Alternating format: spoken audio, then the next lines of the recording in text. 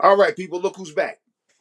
Listen, had a little technical difficulty, so I wanted to make sure I got back. But I wanted to make sure I get back to the question that was being asked about the Sabbath and which day is the actual Sabbath. We were talking about the fact that the Sabbath was actually a day of rest and not a day of worship. There is absolutely no explicit command that either Sunday or Saturday is to be a day of worship. I'm going to read Colossians chapter 2, verses 16 through 17, just so we can get a good understanding. It says, "Therefore, let no one pass judgment on you in questions of food or drink, or in regard to a festival or a new moon or a Sabbath.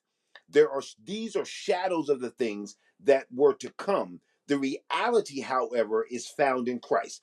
That's what the word is. The reality is found in Jesus Christ. So any day is actually a day that we can worship. We can worship God in any day. Christians actually have the liberty, if you will, to observe a special day, as a day of rest, or to observe every day as a day of rest. The desire that God has for us as it pertains to worship is not just that we worship Him on one day. The beauty of this is that we serve Him and worship Him every day, not just Saturday and Sunday. Listen, the gospel has come to set us free.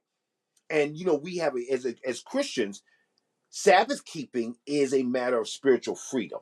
It's not some command that comes from God. It's about spiritual freedom. Should a Christian work on Sunday? Should a Christian work on Saturday? Which means, is that their Sabbath? Listen, that's totally up to them.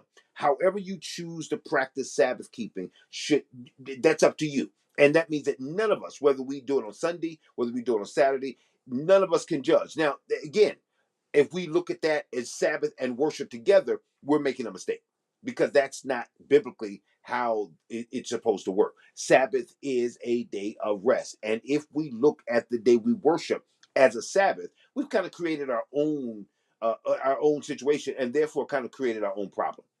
Because if the question is worship, we worship God every day. If the question is rest, I can rest any day I want because I am spiritually free. I am not under the law. Let's take a look at our fifth and our final question. Why are Christians so up in arms about the gay church? The same reason that there is a black church is the exact same reason for the gay church: division, prejudice, and unbiblical bias. Okay, came back on because I wanted to make sure I got the last of these two questions. And I'm sure if I can make sure we don't have this next week. But the same view that has divided people in the past is the same things that divide us now, that's created a polarizing, incomplete, if you will, myopic, race-based church that you see in America right now. It's only natural that we will be divided by sexual orientation. Should Christians be up in arms about the gay church? Sure. Christians should be up in arms about anything that is non-biblical, everything that comes in that is not like Christ, that comes in from the worldview, that we should be upset that we've allowed some of these things from the worldview to enter into the church. That's what we should be up in arms at. Not just not the whole idea of like, where's gay church? No, we shouldn't.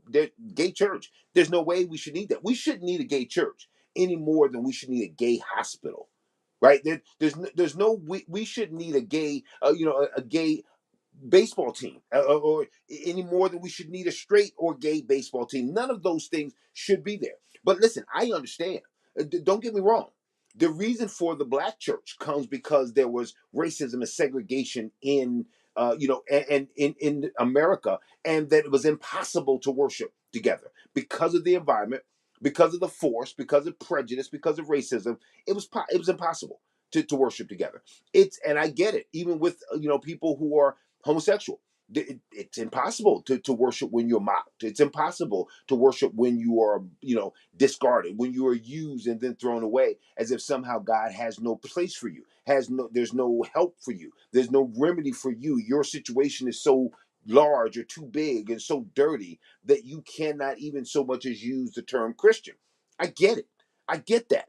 But know this: the idea of gay Christianity, the whole idea of race-based Christianity, the whole idea of anything that is non-biblical is a trap set by the devil. And I want you to get that. This is a trap, this is a trick of the enemy.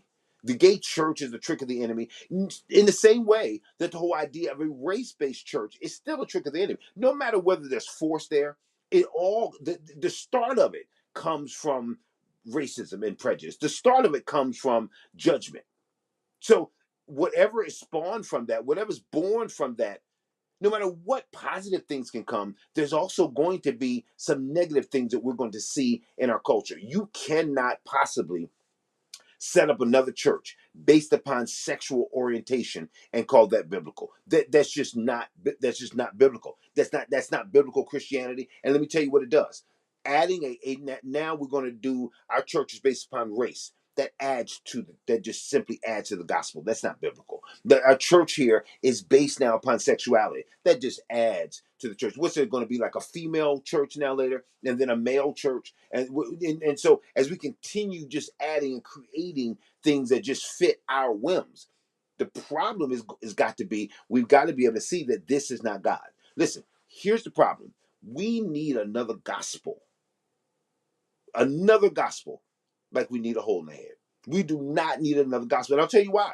Paul says this: any other gospel other than this gospel that's preached to you, this can't be filtered through race, right? This can't, if the black church speaks about blackness and not about Christ, it's off base. If a white church deals with white and not Christ, it's off base. If the church deals with sexuality and orientation and not Christ, it's off base. And because a church and a group of people want to make Christ side with their view, because they simply want him to. This is a Republican-based church. Christ is not political. We can't drag him in and say Christ is a Republican, Christ is a Democrat. We can't drag Christ in and say he loves it because we love it. No, absolutely not. We do not need a gay church, but we should not be up in arms about a gay church. We need to also look at ourselves and ask ourselves the same thing that forced the black church in this country. That when we look at it, we know the history. We know why the young ministers, the Absalom Jones, we understand why these people were kicked out of the church and were forcibly removed from prayer in the church and had to form their own churches because of the time. We have to look at ourselves again. If we do not look at history and understand it, we're doomed to repeat it again. That some of that comes because of our bigotry, that we've allowed people, and we've loved them enough to play music. We've loved them enough to sing the songs, and we've loved them enough to do all these other things. And then, but once now, they get older, or once they grow and they want to now become a greater part of the church, we've somehow said, nah, you're not good enough now. Just get back over there and play the organ. We didn't see it as something that needed to be worked on until now. Till now that you have a boyfriend in front of the church. Now, we saw you before, we knew what was going on, but while you were singing and single, we didn't have a problem with it. But now that we see him over there, now that you've got some eyelashes, now we have a problem with it, as if we didn't see it before. Listen, the church is inclusive. Whosoever will, let him come. We don't need a second church. We need a church that understands its position in society and is not about ostracizing and maligning people, but is realizing that we all are part of the body of Christ. None have come. All have sinned and have fallen short of God's glory, and nobody's in a position to judge. But our job is not to fix you. Our job is to lead you to the Christ who can.